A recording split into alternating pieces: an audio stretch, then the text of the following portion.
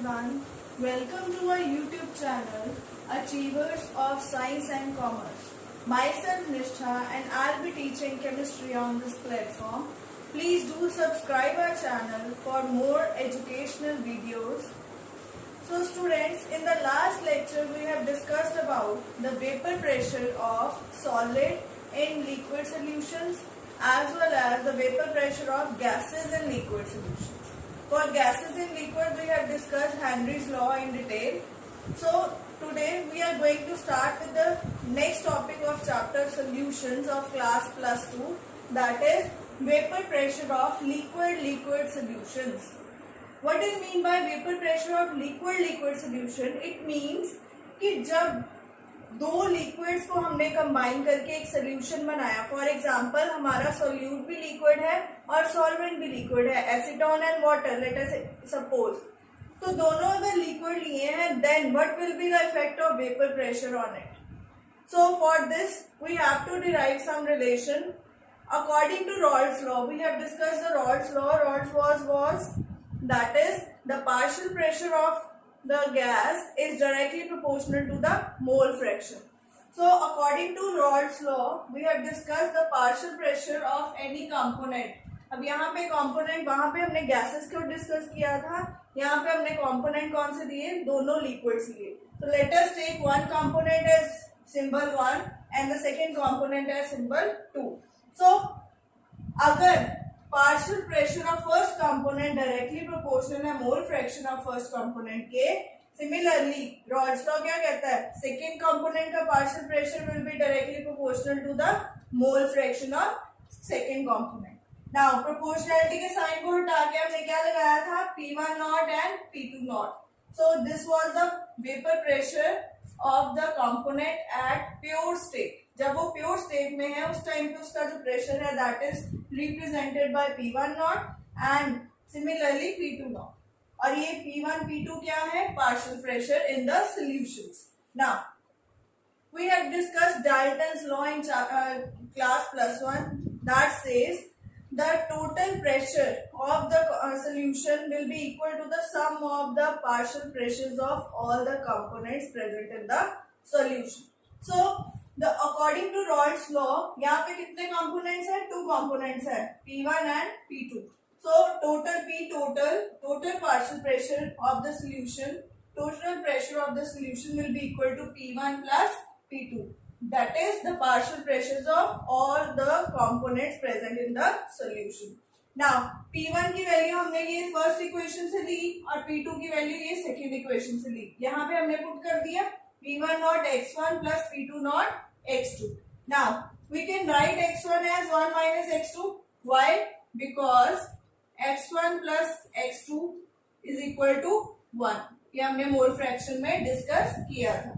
तो यहाँ से अगर हम x1 की वैल्यू निकालें that will be equal to 1 minus x2.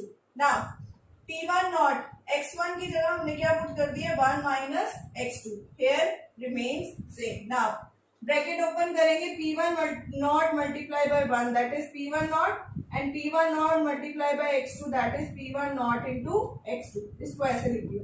Now you can see इन दोनों में x2 कॉमन निकाल सकते हैं. सो x2 कॉमन निकाला, क्या आ गया, P2 nought minus P1 not और ये P1 nought as it is आ गया. तो यहाँ से हमारा फॉर्मूला डिराइव हो गया P टोटल का. तो जब भी किसी भी न्यूमेरिकल में दोनों कंपोनेंट्स लिक्विड्स होंगे तो हमने क्या करना है, ये P टोटल का फॉर्मूला इसमें पुट करना है. अब इससे क्या क्या चीजें कंक्लूड हुई, इससे ये चीजें कंक्लूड हुई जो P टोटल है वो किसी एक की मोल फ्रैक्शन, दोनों कंपोनेंट्स अगर लिक्विड्स हैं दोनों में से किसी एक की मोल फ्रैक्शन से निकाला जा सकता है. हमने यहाँ पे x2 की फॉर्म में निकाला, हम उसको x1 की फॉर्म में भी निकाल सकते थे.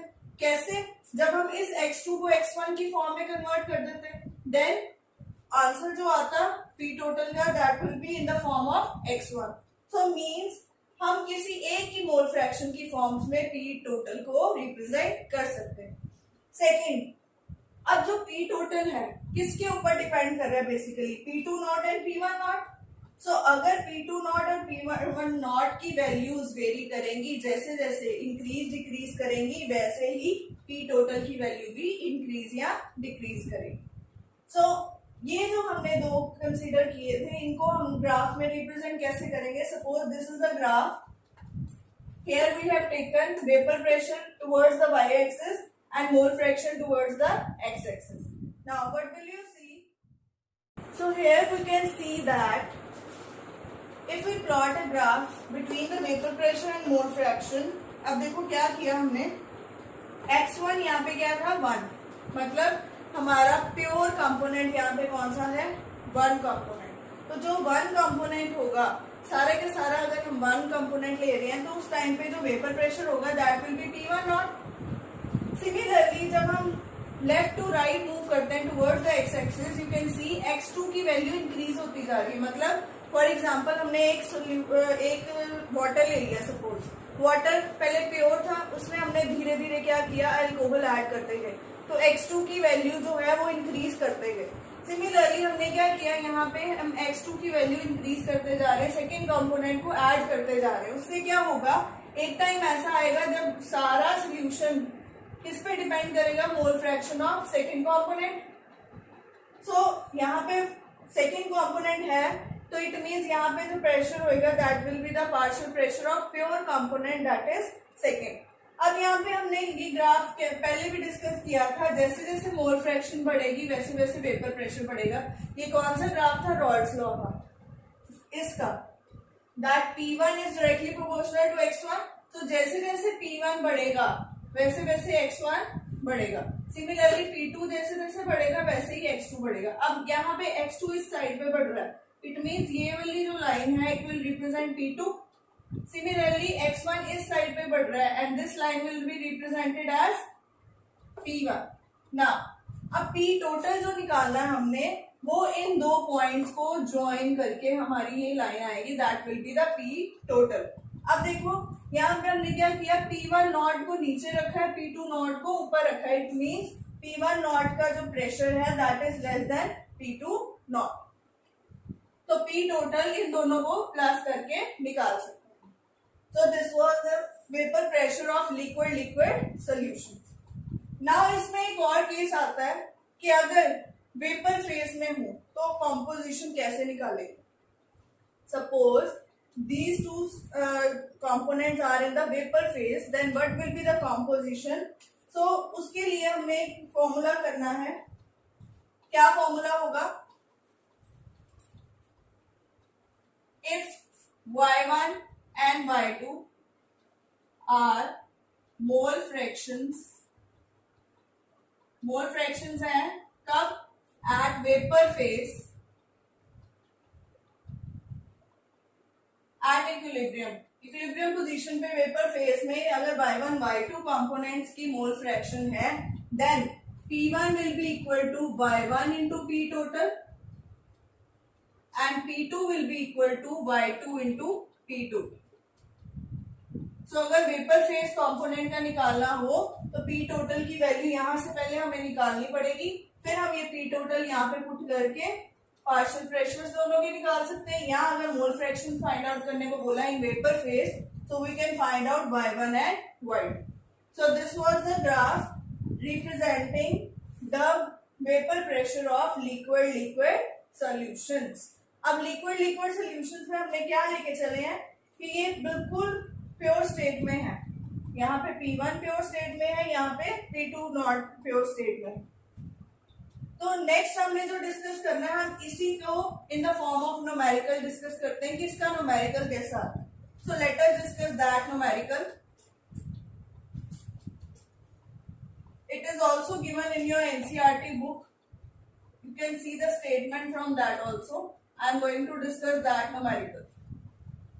That is given in your NCERT book related to this chapter. So the statement is vapor pressure of chloroform and dichloromethane. Chloroform का formula CHCl3 and dichloromethane is CH2Cl2. पहले तो formulas पता होने चाहिए. Vapor pressure of these two at 298 Kelvin are 200 millimeter Hg. Hg means mercury and 415 millimeter of Hg. So vapor pressure chloroform और उसके दोनों के दिए हुए हैं. कितने दिए हैं? एक 200 दिया है प्योर स्टेट में। सो यहाँ पे हमने सपोज ये क्लोरोफॉर्म ली और ये हमारी क्या है, डाइक्लोरोमीथेन। सो 200 किसका दिया हुआ है हमें, क्लोरोफॉर्म का। तो let us take P1 naught that is equal to 200 mm of Hg। ये आपकी चॉइस है, P1 किसको लेना, P2 किसको लेना, बट स्टार्टिंग से वही वैल्यूज आपकी चली। Similarly P2 not will be equal to 415 mm of Hg। So first statement में हमें ये given है। Next, calculate the vapor pressure of the solutions prepared by mixing 25.5 gram of chloroform and 40 gram of dichloromethane। तो हमने क्या निकाला, vapour pressure of solution. Vapour pressure of solution का क्या मतलब हुआ, P टोटल।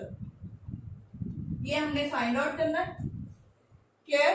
अब हमें दिया क्या हुआ है, गिवन मास कितना है, वेपर क्लोरोफॉर्म का है 20। तो यहाँ पे हम ले सकते हैं M1 गिवन जो है हमारा, सॉरी स्मॉल m ले लो, M1 given mass that is chloroform का कितना है 25.5 ग्राम्स और M2 इसका कितना है 40 ग्राम्स। सो P टोटल हमें निकालना है। सो P टोटल का पहले तो हम फॉर्मूला देखें क्या होता है। तो P टोटल का फॉर्मूला क्या होता है, हमने अभी डिस्कस किया डेरिवेशन में, that is equal to P1 nought plus P2 nought minus P1 not into X2, यही है। अब यहाँ पे हमें P1 नॉट P2 नॉट दोनों दिए हुए, क्या नहीं दिया, X2 नहीं दिया। हम X2 निकाल सकते हैं। सो X2 का फॉर्मूला क्या होगा, mole fraction of second component. Second हमने इसको लिया, that is equal to number of moles of second component over total number of moles, यही था। अब N1 N2 हमारे पास गिवन नहीं है, so we will find out N1 and N2। So N1 will equal to small m1 over capital M1, मतलब given mass over molar mass. Similarly N2 will be equal to M2 upon, अब molar mass हम इन दोनों का निकाल सकते हैं, कैसे निकालेंगे, CHCl3 carbon 12 hydrogen 1 chlorine 35.5, 3 chlorine है तो 3 into 35.5। So this will come out to be molar mass of chloroform that is 119.5 gram per mole। so ये इसका आ गया, क्या आया, M1। सिमिलरली M2 निकालना है किसका, डाइक्लोरोमीथेन का, CH2 12 प्लस हाइड्रोजन 2 है, 2 इंटू 1 प्लस 2 इंटू 35.5। सो अगर आप इसको कैलकुलेट करोगे it will come out to be 85 grams per mole.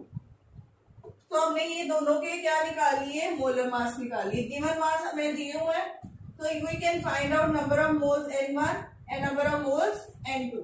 So N1 will come out to B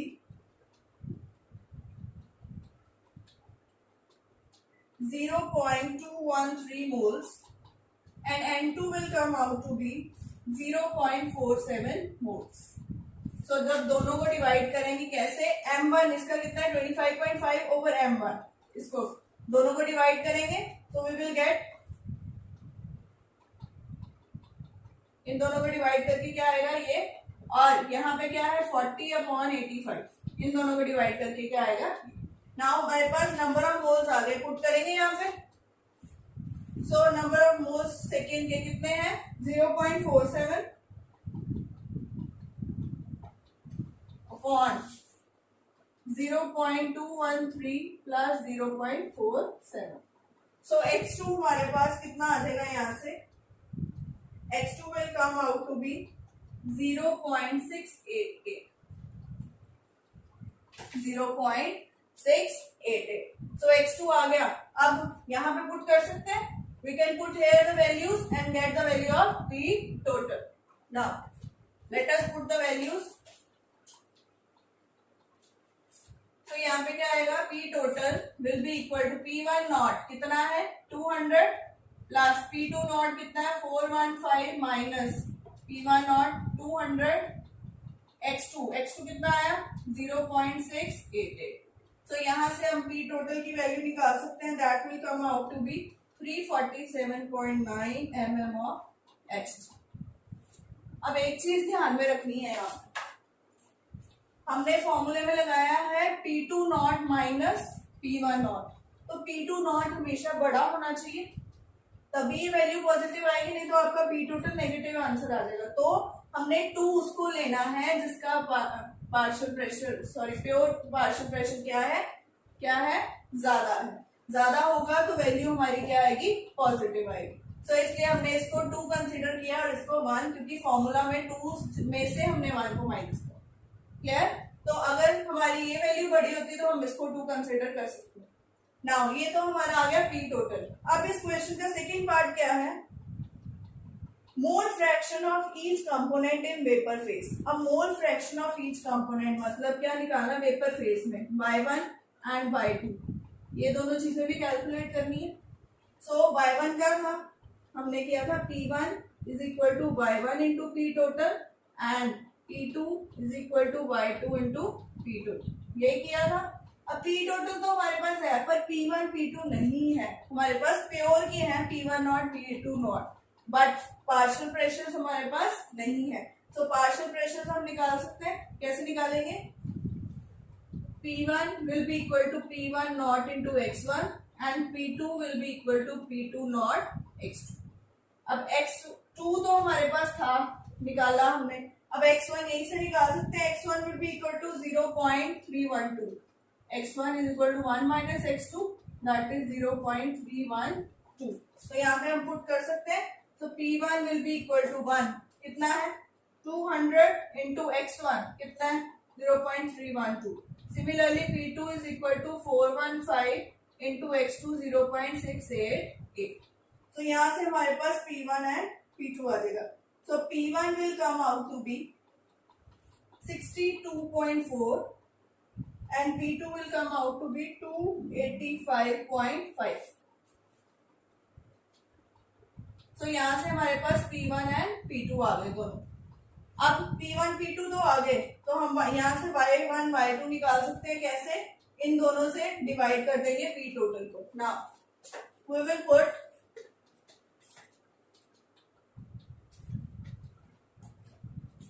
y1 is equal to P1 upon P total।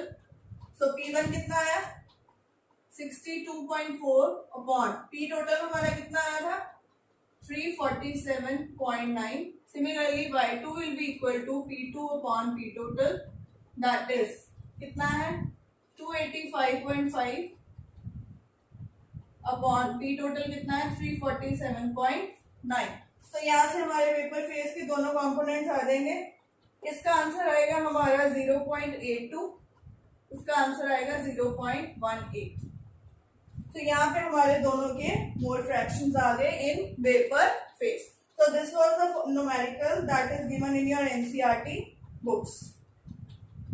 Now this was the topic of vapor phase. Next we are going to start with the new topic of this chapter, that is ideal and non-ideal solutions. Ideal and non-ideal solutions. So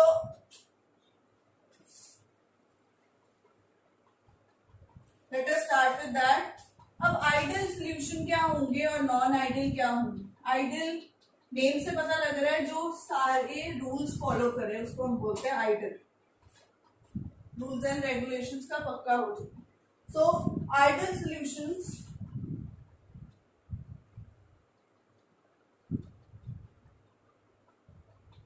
these are those solutions which obeys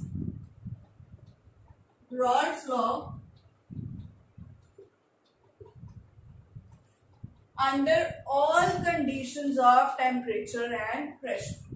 so ये Raoult's law को हमेशा ओबे करेंगे ताकि कोई भी condition हो pressure की और वेपर प्रेशर की, चाहे कंसंट्रेशन कुछ भी हो, तो इसको हम क्या बोलेंगे ideal solution. Obeys Raoult's law। और आइडियल सोल्यूशन में दो प्रॉपर्टीज होंगी। First property will be delta V mixing will be equal to 0 and second property will be delta H mixing will be equal to 0. इसका क्या मतलब है? Delta V means V2 minus V1 is equal to 0 which implies V2 is equal to V1. तो दोनों components की volume same रहेगी और जब हम उनको मिक्स करेंगे तब V1 V2 दोनों मिक्स होके टोटल इक्वल बनाएंगे, उनमें डिफरेंस कोई नहीं रहेगा, दोनों इक्वल रहेंगे हमेशा। नेक्स्ट, अब ये V2 और V1 है क्या? V2 V1 means V1 is the volume initially जब हमने उनको मिक्स नहीं किया था, अलग अलग थे, और V2 जब हमने उनको मिक्स कर दिया उसके बाद उसका क्या वॉल्यूम चेंज आया, that is delta V। Similarly यहाँ पे H2 minus H1 will be equal to 0।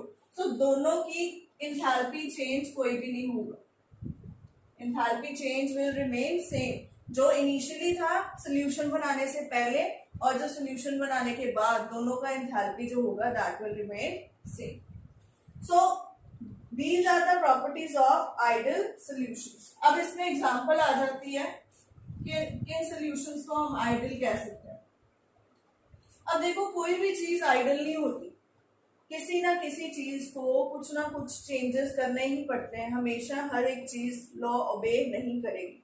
So means no solution is ideal, but solution can be near to ideal. Ideal के पास हो सकते हैं पर बिल्कुल ideal solution की तरह behave नहीं कर सकते, क्योंकि कुछ ना कुछ चेंज जरूर आएगा due to atmosphere, due to temperature, pressure, concentration, कुछ ना कुछ चेंज उसमें जरूर आएगा, चाहे वो माइनर सा चेंज हो। अब करते क्या है, नियर टू आइडियल लाने के लिए हम सॉल्यूशंस को डिल्यूट कर देते हैं। So dilute solutions are near to ideal solution. अब इसमें dilute solution में examples है benzene plus toluene, benzene, toluene, n-hexane plus n-heptane. These two also behaves as ideal solution when the concentration is very less, that is dilute solution. Dilute solution में ये ideal की तरह behave करेंगे, but ideal की तरह तब behave करेंगे जब उनके ये वॉल्यूम चेंज और एंथैल्पी चेंज कोई ना आए, means very less, nearly equal to 0। So इस केसेस में हम इसको क्या बोलेंगे, डाइल्यूट सॉल्यूशंस हैं और ये क्या होंगे, ideal, near to ideal solutions. Now जो हमने ग्राफ अभी डिस्कस किया था, कौन सा, वेपर प्रेशर के केस में ये वाला। So this is the graph of ideal solutions, मतलब इनमें कोई चेंज नहीं आया जब हमने इनको मिक्स किया, ये इस तरह का आइडियल ग्राफ शो करेंगे। So this is the example of ideal solutions।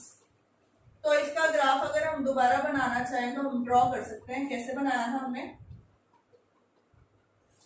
X2 इधर की साइड पे इंक्रीज कर रहा है, यहाँ पे x1 इज इक्वल टू 1 था, x2 is equal to 0, here x1 is equal to 0 and x2 is equal to 1। इधर हमने लिया था vapour pressure. Now what will we see, partial pressure is increasing. Similarly ये क्या था, P2, सिमिलरली इस side पे भी क्या है, partial pressure will be increasing, that is P1। और ये दोनों को हमने जब ज्वाइन किया था, that is P total, that is equal to P1 plus P2। अब यहाँ पे P1 क्या है, P1 not into x1 and P2 is equal to P2 nought into x2। So this graph represents the ideal solutions. Now mostly जितने भी solutions हैं वो ideal नहीं होते, मैंने अभी बताया वो क्या होते हैं, नॉन आइडियल होते हैं, बट हम उनको आइडियल बना सकते हैं कैसे, नियर टू आइडियल लेके जा सकते हैं, कैसे, डाइल्यूट करके। जैसे हमने दो एग्जांपल की थी, benzene toluene, n-hexane and heptane, इनको मिक्स करेंगे तो ये नियर टू आइडियल बनेगा। Now we will discuss about the non ideal solutions. Graph को ऐसे बने रहने देते हैं, we will discuss about non ideal solutions. So what are non ideal solution, which does not obey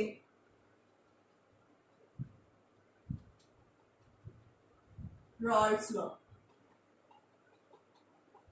under all conditions of temperature and concentration ये Raoult's law को obey नहीं करते। इसका क्या मतलब है, इस केस में प्रॉपर्टी क्या होगी, first property will be delta V mixing is not equal to 0, second will be delta X mixing will also be not equal to 0।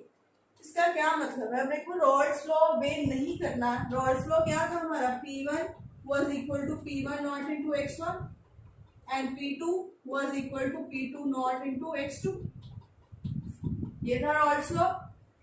अब क्या होगा इन केस ऑफ आइडियल, ये तो इक्वल होंगे क्योंकि ये रॉल्स लॉ ओबे कर रहे हैं ideal solutions, but non ideal के केस में ये इक्वल नहीं होंगे। So means we can say that in case of non-ideal solutions, the Raoult's law is not obeyed. So P1 will not be equal to P1 naught into X1. Similarly, P2 will not be equal to P2 naught into X2. So this is a non-ideal solution.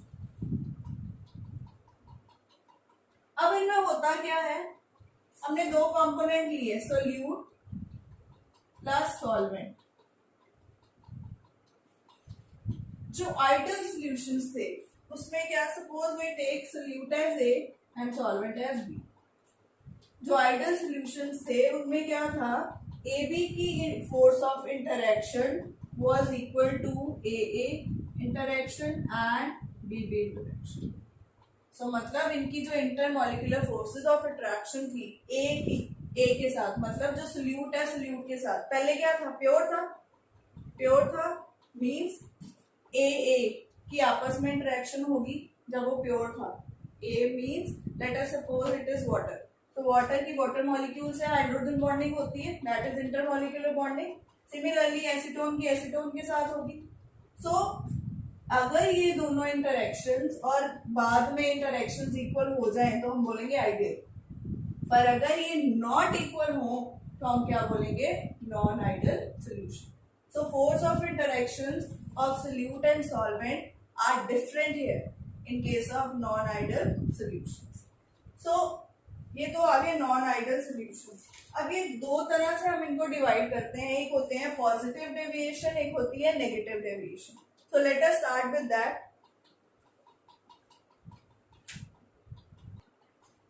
So in case of positive deviation from Raoult's law, what we will see that positive deviation है, मतलब positive की तरफ जाएगी। कैसे, P1 लिया था हमने, P1 will be greater than P1 naught into X1 and P2 will be greater than P2 naught into X2।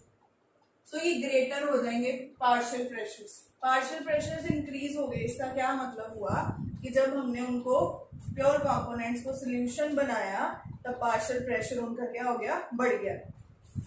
कैसे बढ़ा, नाउ वी विल सी कि हमने डिस्कस किया। उससे पहले हम ये देख लेते हैं डेल्टा वी मिक्सिंग। अब पॉजिटिव डेविएशन में याद रखना है greater than 0, similarly delta H mixing will also be greater than 0। सो ये दोनों भी ग्रेटर देन 0 होंगे, मतलब फाइनल जो वॉल्यूम होगा, इसका क्या मतलब है, final volume will be more as compared to the initial volume. कैसे, अब देखो हमने डिस्कस किया था ए और बी, यहां पे क्या होगा, A B interaction will be weaker. ये वीक होंगी किससे, वीकर किससे, ए से और बी की इंटरेक्शन से। ये क्या होंगी, स्ट्रॉन्गर। इसका क्या मतलब है कि इनिशियली इनकी इंटरमॉलिक्यूलर फोर्सेस स्ट्रॉन्ग थी, जब हमने इनको आपस में मिक्स कर दिया तो इनकी इंटरेक्शन क्या हो गई, वीक हो गई, इंटरमॉलिक्यूलर फोर्सेस क्या हो गई, वीक हो गई। इसका ये मीनिंग, इसका क्या मीनिंग हुआ, इंटरेक्शन क्या हुई, बाद में वीक हो गई। कैसे, let us start with one example. Let us we take here example of water and ethanol. जब हमने वाटर और इथेनॉल को मिक्स करना है, अब आपको पता है कि वाटर में और इथेनॉल में, इथेनॉल क्या है, C2H5OH। इनमें आपस में हाइड्रोजन बॉन्डिंग होती है, बड़ी स्ट्रॉन्ग हाइड्रोजन बॉन्डिंग होती है। सो मतलब क्या है इसका कि इनमें आपस में कैसी बॉन्डिंग है, HOH। ये वाली बॉन्डिंग हमने की हुई है +1 में। So this bonding is called hydrogen bonding, which is very strong. Similarly, ethanol के केस में भी यही है।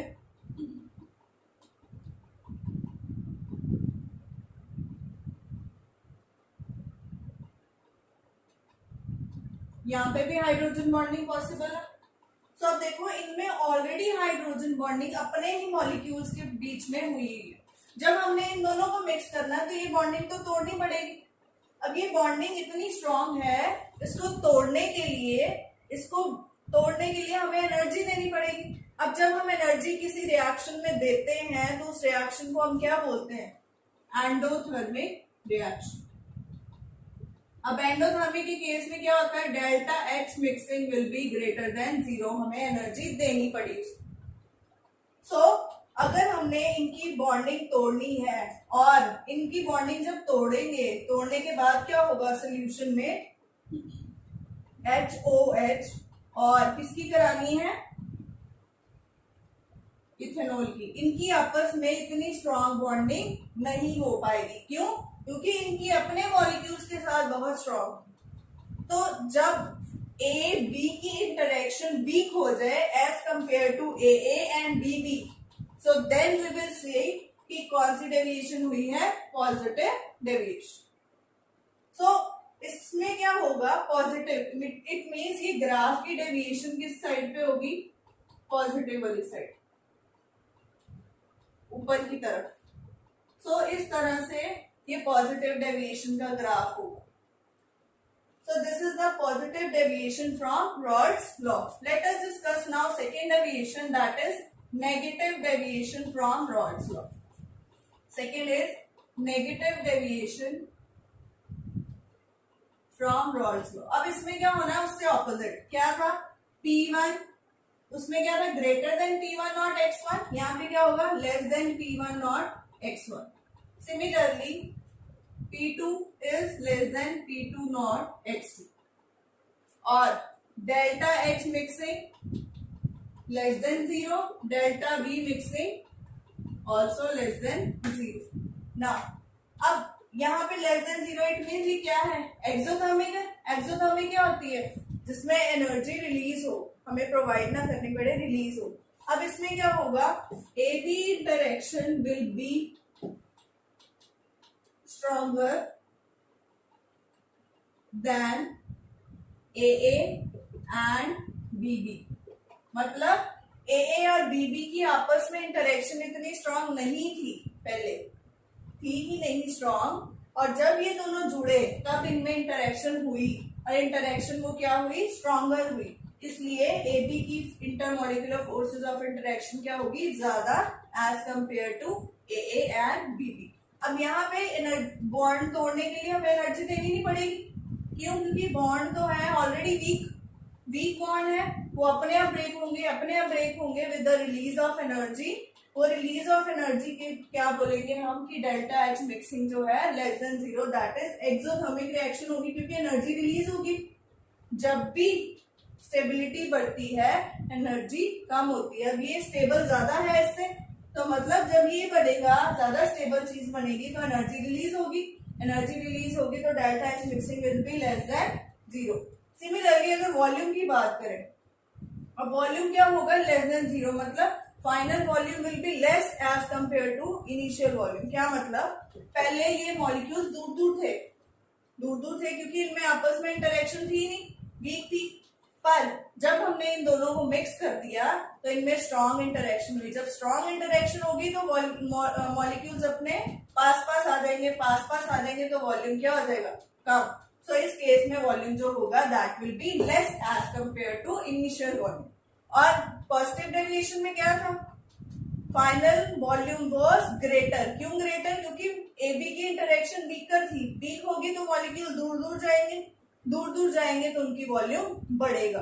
इस केस में वॉल्यूम क्या होगा, कम होगा। सो ग्राफ क्या आएगा इसका, उस केस में हमने ऊपर की तरफ किया है पॉजिटिव डेविएशन में। Now in case of negative deviation graph will be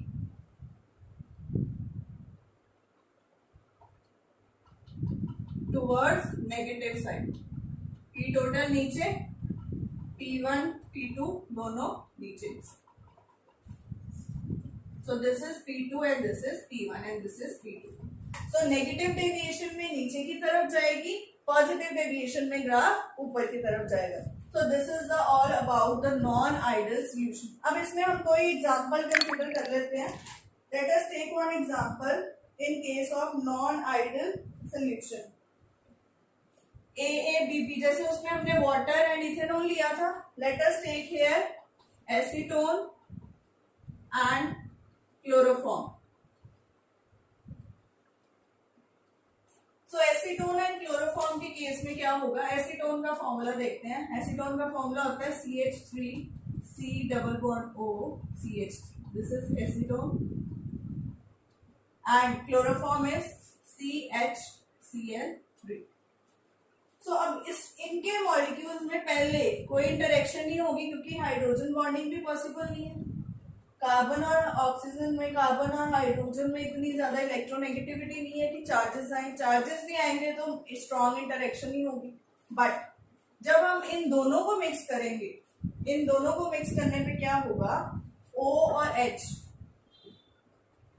अब हाइड्रोजन बॉन्डिंग तभी होती ना, O और H पास में आएंगे। कैसे आएंगे ये पास में, we will see CH3C double bond O CH3। ये हमारा एसीटोन है। H इसका ये वाला C और इसके साथ साथ में क्या लगे हैं, 3 क्लोरीन।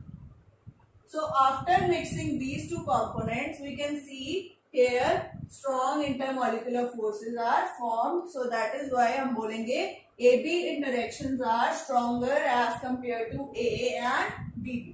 So यहाँ पे हाइड्रोजन बॉन्डिंग पॉसिबल होगी जिसके कारण इंटरेक्शन जो होगी स्ट्रॉन्ग होगी। So this is the example of negative deviation. Exam में आपको एग्जाम्पल के साथ एक्सप्लेन करना है with drawing this type of diagrams. ये ग्राफ्स तो ड्रॉ करने ही है, साथ में ये भी डायग्राम्स शो करनी है ताकि शो हो सके इंटरेक्शंस कैसे बढ़ी और कैसे कम हुई। सिमिलरली वॉल्यूम कैसे बढ़ा, वॉल्यूम कैसे कम हुआ, एंथैल्पी कैसे बढ़ी, एंथैल्पी कैसे कम हुई।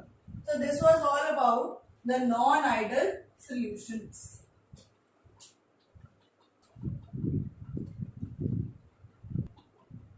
सो next topic is azeotropes. Azeotropes क्या होते हैं, these are liquid mixtures. Liquid के ही मिक्सचर्स होते हैं but they shows constant composition and constant boiling point.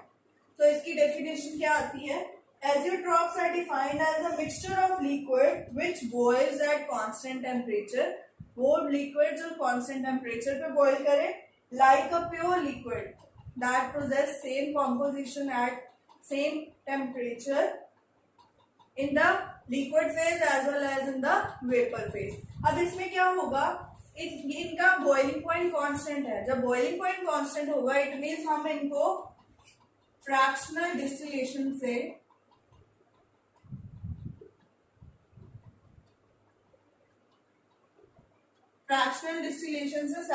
Separate out नहीं कर पाएंगे। क्यों नहीं कर पाएंगे, क्योंकि इनका बॉइलिंग पॉइंट जो है वो कांस्टेंट रह रहा है, एक जैसा रह रहा है। चेंज आएगा ही नहीं, चेंज नहीं आएगा तो हम इनको separate out through fractional distillation नहीं कर पाएंगे।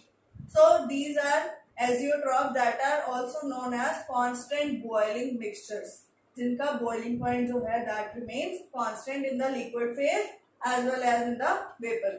अब जो एजियोट्रॉप्स होते हैं वो दो तरह के होते हैं। First is minimum boiling azeotropes,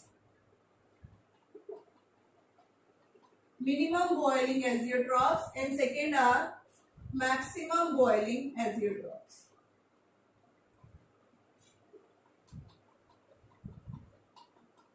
अब देखो minimum boiling and maximum boiling का क्या मतलब है। मिनिमम बॉइलिंग एजियोट्रॉप कौन शो करते हैं, जो पॉजिटिव डेविएशन वाले होते हैं। पॉजिटिव डेविएशन मीन्स जो वेपर प्रेशर है partial pressure that is more in that case after the solution. तो उनको हम बोलेंगे मिनिमम बॉइलिंग एजियोट्रॉप और जिनका नेगेटिव डेविएशन शो करेंगे जो it means the partial pressure will be less as compared to the Rod's law. Rod's law के case में इसमें हमने किया था ना P1 is less than P1 naught and X1. So इस केस में शो करेंगे मैक्सिमम बॉइलिंग एजियोट्रॉप्स और उस केस में क्या शो करेंगे minimum boiling azeotrope. So total vapor pressure at some particular composition for the given vapor pressure shows a large deviation. That is the minimum and maximum. Deviation show करेंगे minimum वाले करेंगे positive, maximum वाले करेंगे negative. So this is all about the azeotrophs. Now this topic is almost covered. Next we will start with the topic of colligative properties that are very important in this chapter. So next we will discuss in the next lecture. Till then you can watch my video, send me any comment related to the topic in the comment box. I'll reply it. Do like, share and comment in the box. Now do share it with your friends also.